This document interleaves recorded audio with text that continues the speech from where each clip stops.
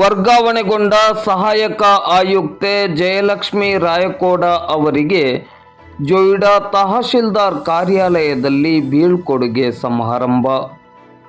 ಕಳೆದ 2 ವರ್ಷಗಳಿಂದ ಜೊಯ್ಡಾ ತಾಲೂಕಿನ ಅಭಿವೃದ್ಧಿಗೆ ಹಾಗೂ ಜನತೆಯ ಭಾವನೆಗಳಿಗೆ ಸ್ಪಂದಿಸಿದ ಸಹಾಯಕ ಆಯುಕ್ತೆ ಜಯಲಕ್ಷ್ಮಿ ರಾಯಕೋಡ ಅವರನ್ನು ಜೊಯ್ಡಾದ ತಹಶೀಲ್ದಾರ್ ಕಾರ್ಯಾಲಯದಲ್ಲಿ ಇಂದು ಗೌರವಪೂರ್ವಕವಾಗಿ ಸನ್ಮಾನಿಸಿ ಬೀಳ್ಕೊಡಲಾಯಿತು.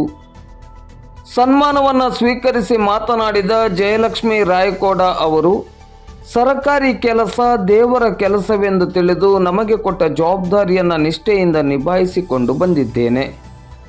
ಜೊಯ್ಡಾ ತಾಲೂಕು ಸುಸಂಸ್ಕೃತಿಕೆಯ ತಾಲೂಕಾಗಿದ್ದು ಇಲ್ಲಿಯ ಜನತೆ ನೀಡಿದ ಪ್ರೀತಿ ಆತ್ಮೀಯತೆ ಎಂದು ಮರೆಯಲು ಸಾಧ್ಯವಿಲ್ಲ.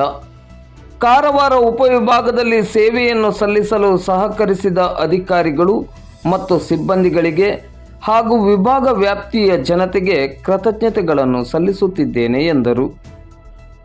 ತಹಶೀಲ್ದಾರ್ ಮಂಜುನಾಥ್ ಮುನ್ನೊಳ್ಳಿ ಸೇರಿದಂತೆ ಅಧಿಕಾರಿಗಳು ಹಾಗೂ ಸಿಬ್ಬಂದಿಗಳು ಈ ಸಂದರ್ಭದಲ್ಲಿ ಉಪಸ್ಥಿತರಿದ್ದರು.